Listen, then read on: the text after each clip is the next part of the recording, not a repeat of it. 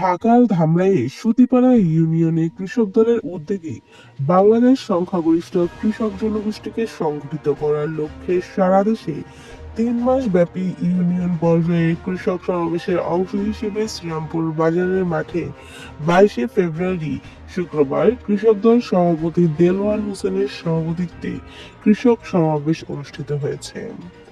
এর আগে ধামরাই উপজেলার 15টি ইউনিয়নে কৃষক দল সমাবেশ অনুষ্ঠিত হয়েছে।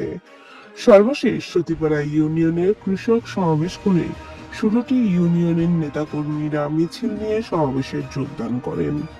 এ সময় উপস্থিত ছিলেন ধামরাই উপজেলার বিএনপির সভাপতি আলহাজ তমিজউদ্দিন, ধামরাই উপজেলা বিএনপির সাধারণ সম্পাদক শামসুল ইসলাম, ধামরাই উপজেলা বিএনপির সহসভাপতি রকিবুর রহমান খান ফরহাদ, ধামরাই উপজেলা কৃষক দলের সভাপতি নজরুল ইসলাম, কুশুরা ইউনিয়ন বিএনপির সাধারণ সম্পাদক হুমায়ুন কবির, সাধারণ সম্পাদক সাউদ হোসেন, ধামরাই উপজেলা বিএনপির যুগ্ম সম্পাদক শহীদুল ইসলাম, ধামরাই উপজেলা কৃষক দলের যুগ্ম সাধারণ সম্পাদক কমিজউদ্দিন, কুশুরা বাজার কমিটির সভাপতি জহিরুল ইসলাম, যাদবপুর ইউনিয়ন কৃষক দলের সভাপতি শাকিল, ধামরাই উপজেলা ছাত্র দলের সাবেক সহ সাংগঠনিক সম্পাদক আলী ইমাম, কুশুরা ইউনিয়ন ছাত্র দলের নেতা রাফি সহ বিএনপি ও সহযোগী সংগঠনের নেতা।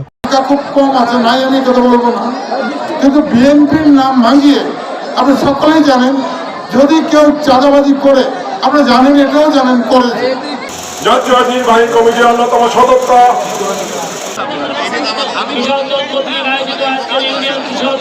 সম্মানিত সভাপতি মূল্য দেওয়া হবে।